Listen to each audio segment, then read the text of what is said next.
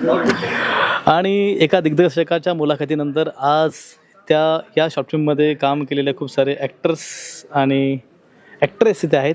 तर जाणून घ्या, तुमचं नाव? माझं नाव मानसी राठोड. मानसी राठोड इथे आहेत. तर तुमच्या शॉर्ट फिल्मविषयी सांगा आणि तुमचा एक्सपिरियन्स कसा होता त्याच्याविषयी? एक्सपिरियन्स खूपच छान होता आणि म्हणजे ॲक्टिंग आम्ही केलीच नाही शॉर्ट फिल्ममध्ये असं मला असं वाटतं. आणि मला असं वाटतं की डिरेक्टरचं विजन क्लिअर असलं ना की स्क्रीन बोलायला लागते. मी असं डोक्यात ठेवलं होतं की ॲक्टिंग करायचीच नाही आहे, आपण ब्लँक राहायचं, जे डिरेक्टर सांगेल ते आपण करायचं. वा. हां, आणि मी एवढंच डोक्यात ठेवलं होतं. वा.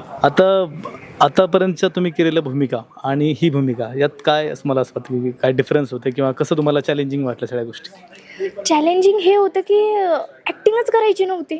अच्छा. म्हणजे ना ती हसू शकते, ना बोलू शकते, ना ती हॅप्पी लाईफ होती. म्हणजे एक हॅप्पी म्हटल्यावर एक एनर्जेटिक कॅरेक्टर प्ले होतं ना, आणि हिच्या आयुष्यात असं काहीच नव्हतं. तर मला असं वाटतं की काही न करणं खूप अवघड असतं. वा, क्या बात आहे. खूप खूप शुभेच्छा तुम्हाला मानसी.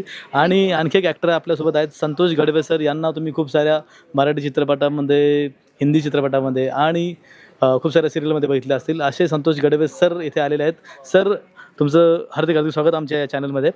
आणि मला असं वाटतंय की म्हणजे सर मोठा पडदा सोडून आज इकडे शॉर्ट फिल्ममध्ये काय करताय?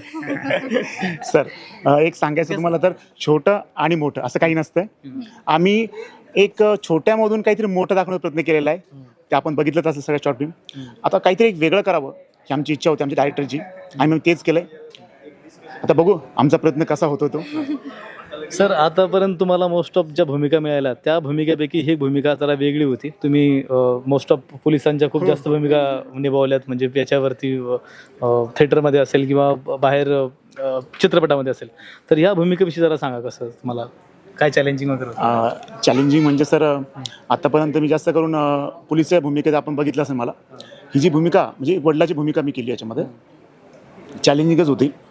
मुळात म्हणजे दारू हा प्रकार मला माहितीच नाही आहे, आणि यात मी एक दारू पिणाऱ्या एक व्यक्तीचं एक कॅरेक्टर प्ले केलं, आणि त्यासाठी मला खूप चॅलेंजिंग होतं माझ्यासाठी ते.